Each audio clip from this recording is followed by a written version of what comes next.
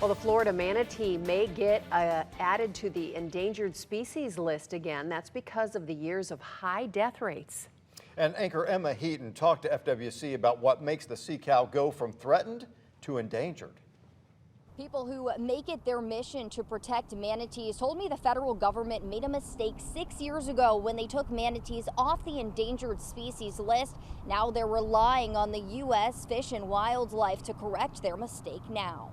A safeguard for our underwater friends. Florida manatees may once again get added to the list of endangered species. We've seen significant declines in manatees, largely due to pollution, water pollution that has impacted their habitat. Elise Bennett, Florida and Caribbean director at the Center for Biological Diversity, told me part of the problem, the 2017 decision by the U.S. Fish and Wildlife Service to reclassify manatees from endangered to threatened. Some of the practical outcomes are that with a threatened species, you often have less staffing and funding being put into helping to implement the recovery actions that are necessary. Like Bennett, Pat Rose, director of Save the Manatee Club, has studied the impacts of algal blooms in recent years. Pollution and seagrass die-off leading to sea cow starvation.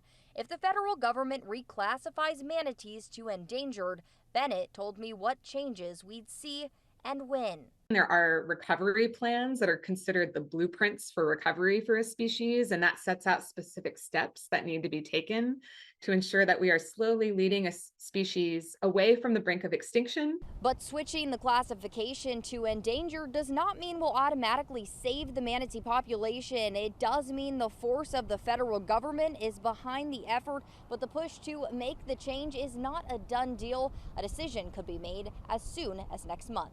In Fort Myers, Emma Heaton, Wink News. Wants to protect